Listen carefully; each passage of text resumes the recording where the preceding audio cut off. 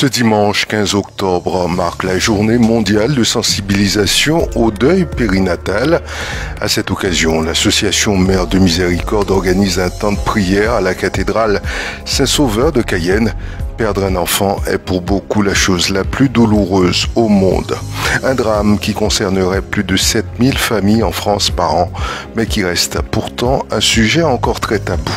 La journée mondiale de sensibilisation au deuil périnatal, qui a lieu chaque année le 15 octobre, permet donc de sensibiliser et de lancer la réflexion sur le sujet.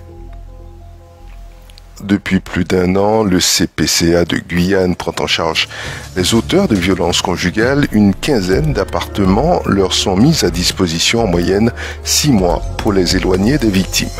Aujourd'hui, une quarantaine d'auteurs de violences conjugales sont pris en charge par le CPCA de Guyane. Le budget alloué pour ce centre est de 200 000 € par an. Il est financé par le ministère chargé de l'égalité entre les hommes et les femmes. Coup de feu en plein jour et en plein centre de Sinnamary ce samedi.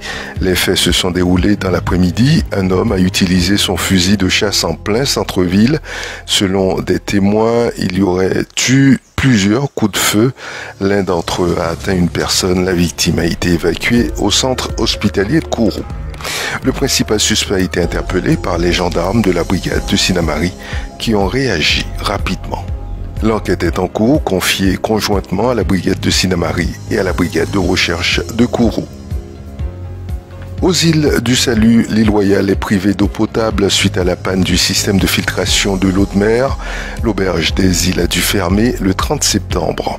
Le CNES, propriétaire de ce site touristique, annonce un possible retour de l'eau le 19 octobre. Un dysfonctionnement qui impacte l'un des sites touristiques les plus visités de Guyane.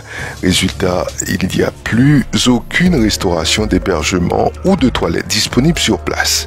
C'est un gros manque à gagner, le mois d'octobre étant l'un des plus touristiques en Guyane. Un ouvrage sous forme de journal intime pour booster les échanges entre parents et enfants. Voilà ce que propose Christy Bergin-Hélène avec À nos cœurs étoilés. Un coffret jaune, un titre, un dessin sobrement imprimé en noir.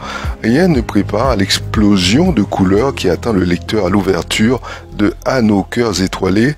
Entre livre, guide et journal, l'œuvre est à l'image de sa conceptrice, Christy Bergin-Hélène, maman de 3 enfants, des filles âgées de 5 à 10 ans. La jeune femme de 34 ans fourmille d'idées. Son journal, comme elle le décrit, est né d'une constatation. Ce samedi matin à Saint-Laurent-du-Maroni, une onde de tristesse et de solidarité a parcouru les rues lors d'une marche blanche organisée en mémoire de Kinsha, décédée le 6 octobre. La fillette de 3 ans a tragiquement perdu la vie dans des circonstances violentes. La marche, se voulant un espace de souvenir et de respect, a modifié l'ambiance habituelle du marché central, connu pour sa joie et son animation, en un lieu de recueillement poignant. Unissant leurs forces pour une cause commune, le collectif Shulang Pikin et l'association Trop Violence, tous deux actifs dans la lutte contre la violence et l'injustice, ont marché avec la famille et les amis de Kinsha. Ils ont voulu, par cette action commune et paisible, exprimer la nécessité de sensibiliser davantage sur les violences faites aux enfants et de faire toute la lumière sur les circonstances du drame.